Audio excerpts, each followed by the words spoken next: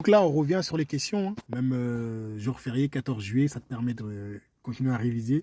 Donc reste focus, hein, comme d'hab. Donc aujourd'hui, c'est la question numéro 25.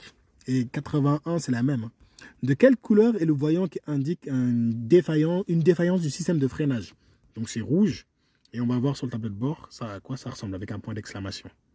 Donc là, on va mettre le contact. Et là, on voit que c'est à gauche, mais il va s'éteindre. Donc en fait, quand ça t'arrive à l'examen, si tu dois le montrer, bah, en fait, n'oublie pas, en fait, recoupe le contact hein, et recommence encore. Et donc le voyant, il est là, avec le point d'exclamation là. Voilà, je vais refaire. Si tu ne le trouves pas, en fait, voilà, celui-là. Celui-là là, qui s'est éteint là, avec le point d'exclamation.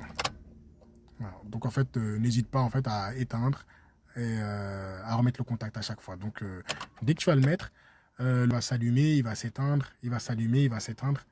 Donc c'est à toi de voir et de se dire ok bah là il s'est éteint, là il s'est allumé, donc je l'ai pas trouvé. Je rallume encore pour tester. Parce que dès que tu t'allumes, il y a plusieurs voyants qui s'allument sur le tableau de bord. Donc ce sera à toi de chercher. Donc c'est le voyant rouge avec un point d'exclamation. Donc question sécurité routière. Quel est le risque de circuler avec un frein de parking mal desserré?